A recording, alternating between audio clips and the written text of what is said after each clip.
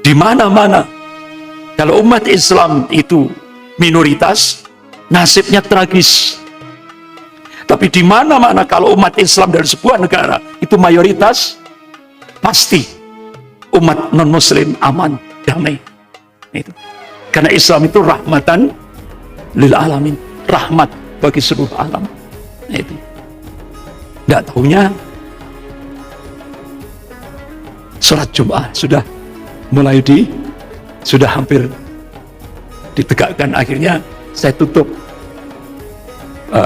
ini dialog dengan kedubes Kanada itu. Saya minta izin, akhirnya ditutup, selesai. Akhirnya saya terus menuju untuk khutbah Jum'ah di masjid di Pemkot Kota Batu. Itu masjid Brigjen Sugiono ya, itu di Pemkot Kota Batu. Dalam hati kecil saya, mudah-mudahan dari kedutaan besar Kanada untuk Indonesia ini, mudah-mudahan dia dapat hidayah dari Allah. Dia begitu melihat Indonesia, kaget beliau, loh kok berbeda. Umat non-Muslim aman, tenang. Nah itulah perbedaan yang sangat mendasar. Ya.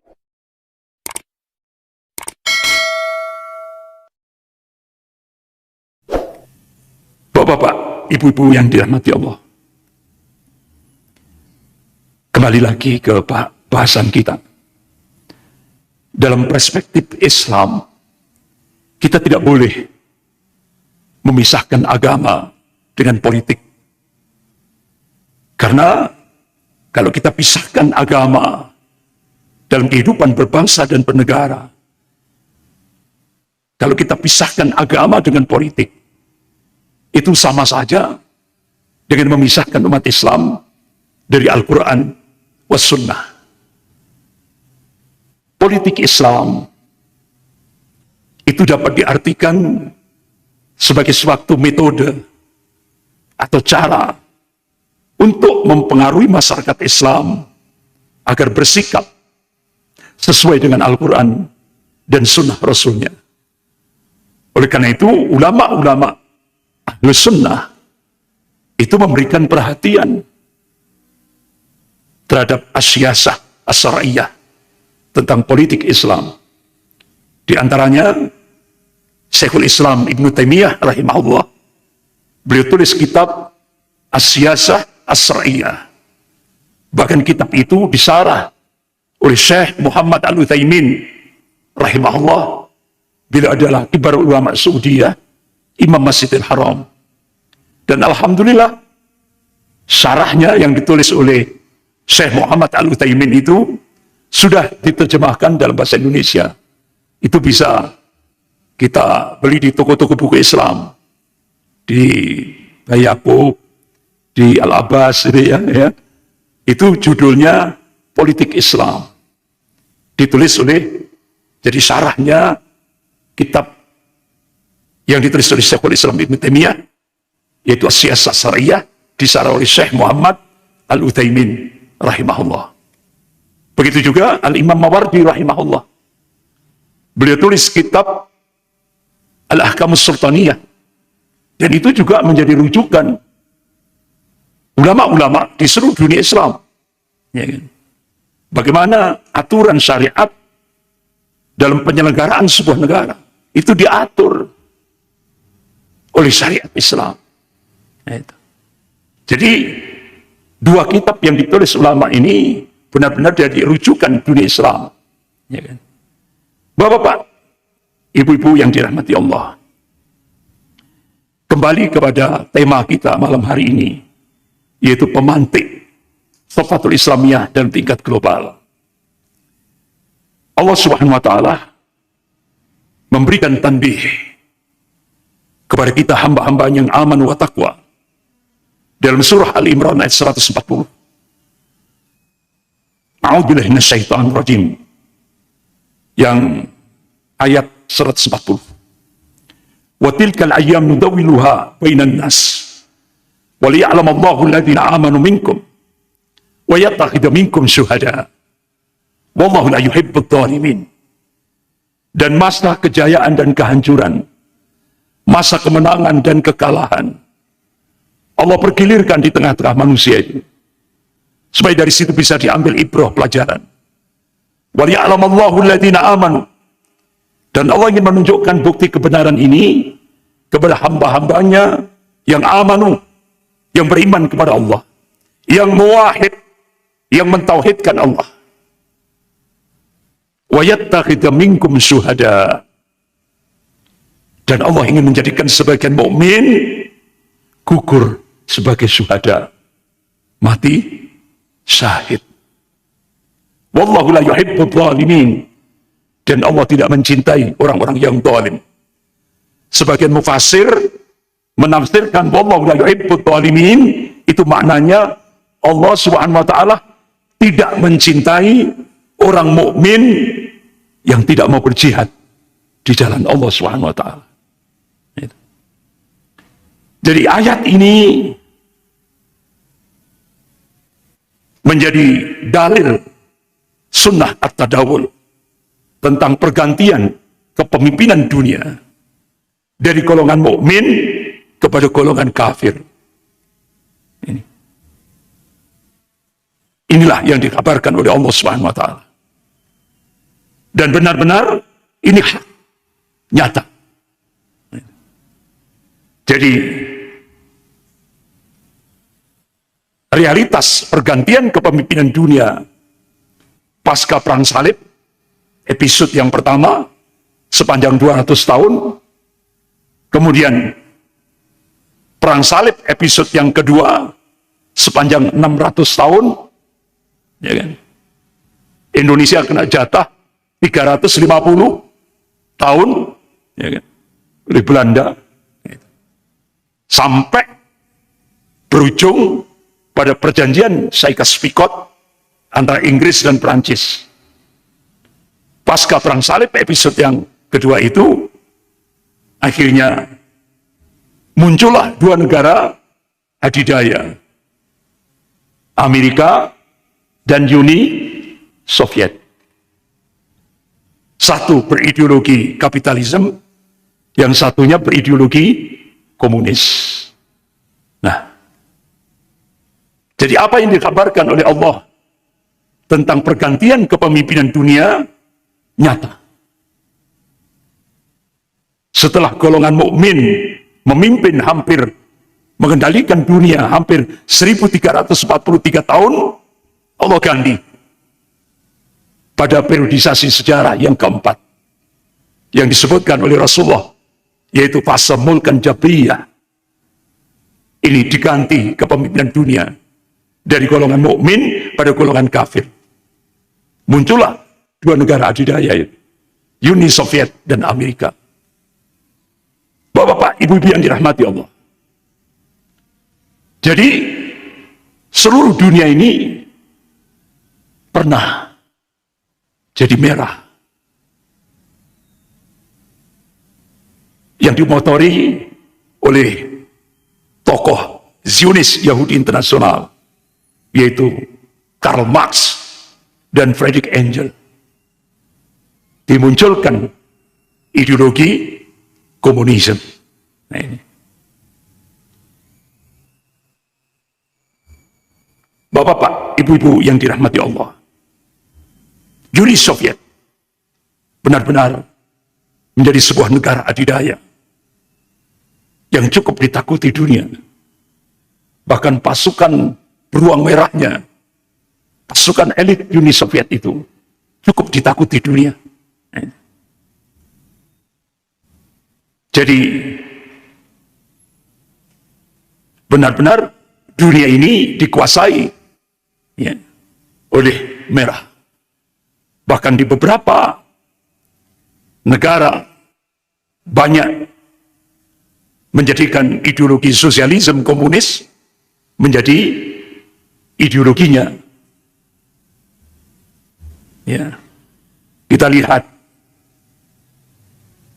yang mengaplikasikan ideologi komunisme yang diciptakan oleh tokoh Zionis Yahudi internasional, Karl Marx dan Friedrich Engels, yaitu Lenin. kemudian dilanjutkan Stalin, kemudian bergeser ke Cina, ada Mao Zedong, kemudian bergeser ke Kamboja, ada Pol Pot,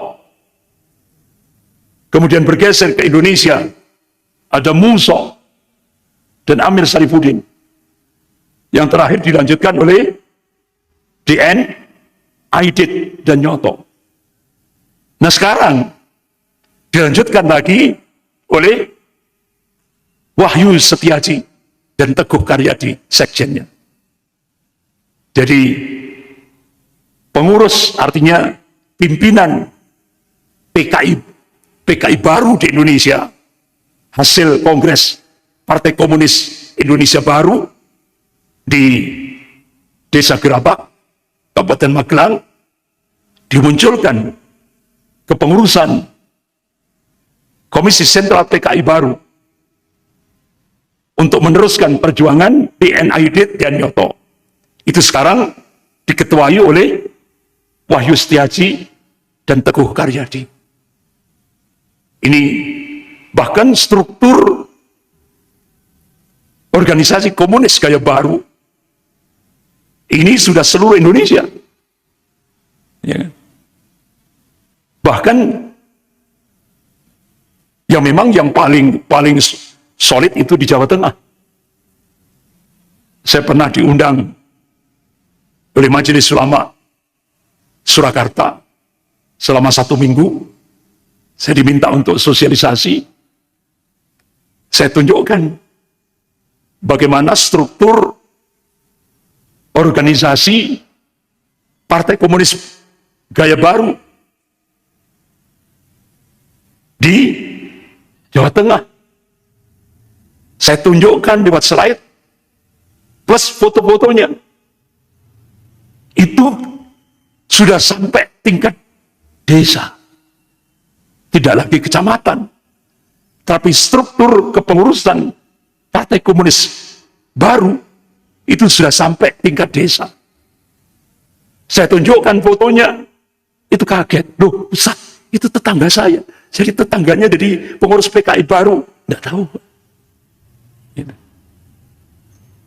Bahkan Panglima 4 Kodam Diponegoro itu sudah memberikan warning.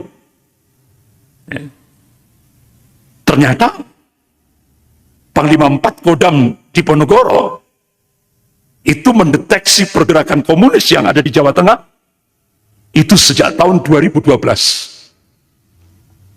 Itu sudah mulai bermunculan. Nah itu. Karena memang basisnya di Jawa Tengah. Nah itu. Bapak-bapak, ibu-ibu yang dirahmati Allah. Jadi kebiadaban ideologi komunis ini luar biasa. Dalam tingkat internasional, bagaimana di bawah komunisme manusia menindas manusia. Jadi Marxisme menghasut kebencian terhadap orang kaya, bukan menganjurkan cinta pada orang miskin. Bahkan Karl Marx ketika dia berbicara tentang Tuhan, eksistensi Tuhan tidak masuk akal, kata dia.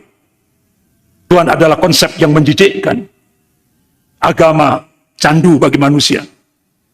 Itu yang disosialisasikan oleh DN Aidit di Indonesia. Ya. Yang itu sering dikenal dengan revolusi mental ala DN Aidit. Jadi revolusi mental itu yang mensosialisasikan pertama adalah DN Aidit. Dia katakan agama candu. Artinya kalau sebuah negara kepingin maju, pinggirkan agama. Itulah cita-cita DN Aidit di Indonesia. Makanya sekarang kita melihat di Indonesia mencoba untuk mencontoh pemikiran DN Aidit. Ya. Bahkan sampai ada tokoh DPR menyatakan kalau Indonesia kepingin maju, hapuskan agama. Astagfirullah. Sampai seperti itu. Ya. Jadi terlaksananya cita-cita Marxisme-Leninisme ini telah menciptakan 28 neraka dunia bagi 28 negara. Mulai tahun 1917 sampai 1991. Jadi hampir 74 tahun sejak 1917 sampai 1991, seluruh dunia ini pernah didominasi oleh imoralitas dan keganasan yang tidak masuk akal oleh ideologi komunisme. Bahkan sampai Lenin, ya, dia memberikan statement, tidak jadi soal bila 3/4 penduduk dunia habis, asal yang tinggal 1/4 itu komunis. Untuk melaksanakan komunisme, kita tidak gentar berjalan di atas mayat 30 juta orang. Jadi bapak-bapak, ibu-ibu yang dirahmati Allah, begitu juga di Cina yang dipimpin oleh Mao Zedong sejak 1947 sampai 1976, itu telah membantai rakyatnya sendiri kurang lebih 50 juta. Luar biasa. Ini. Jadi korban kebiadaban ideologi komunisme ini sejak tahun 1917 sampai 1991 itu hampir 120 juta manusia dibunuh oleh ideologi komunisme dunia. Jadi kalau kita hitung korban perang di alam jagat raya ini, mulai dari Perang Dunia Pertama, Perang Dunia Kedua, Perang Korea, Vietnam, Afghanistan, Palestina, Lebanon, kalau digabung jadi satu, itu korbannya masih lebih besar korban kebiadaban ideologi komunisme ini. Jadi hampir 120 juta manusia dibunuh oleh ideologi komunisme ini mulai tahun 1917 sampai 1991. Mulai dari Uni Soviet, Cina, Kamboja, Indonesia. Itu dihitung kurang lebih 120 juta yang dibunuh oleh ideologi komunisme. Bapak-bapak, ibu-ibu yang dirahmati Allah. Wa makar Allah, wallahu khairul makirin. Mereka membuat makar, tapi Allah membalas makar mereka. Dan Allah sebaik-baik pembuat makar. Akhirnya Allah munculkan. Kalau dulu pada masa Rasulullah itu ada dua negara adidaya, Persia dan Romawi. Rasulullah memberikan amanah kepada seorang sahabat pemuda yang umurnya cuma 18 tahun, yaitu Usamah bin Zaid bin Haritha. Diberi amanah oleh Rasulullah, kamu saya jadikan sebagai panglima perang untuk menghadapi dua negara superpower, Persia dan Romawi. Allahu Akbar. Sampai Rasulullah wafat, dilanjutkan kepemimpinan oleh Khalifah Abu Bakar As-Siddiq radhiyallahu an. Beliau melaksanakan amanah dari Rasulullah, mengangkat Usamah bin Zaid bin Haritha untuk menjadi panglima perang menghadapi dua negara superpower, Persia dan Romawi. Sampai Khalifah Abu Bakar As-Siddiq wafat, dilanjutkan Khalifah Umar bin Khattab radhiyallahu an. Tetap Khalifah Umar bin Khattab radhiyallahu an menjadikan amanah yang diberikan oleh Rasulullah tetap dilanjutkan, yaitu menjadikan Usama bin Zaid bin Harithah sebagai panglima perang menghadapi dua negara superpower, Persia dan Romawi. Allahu Akbar.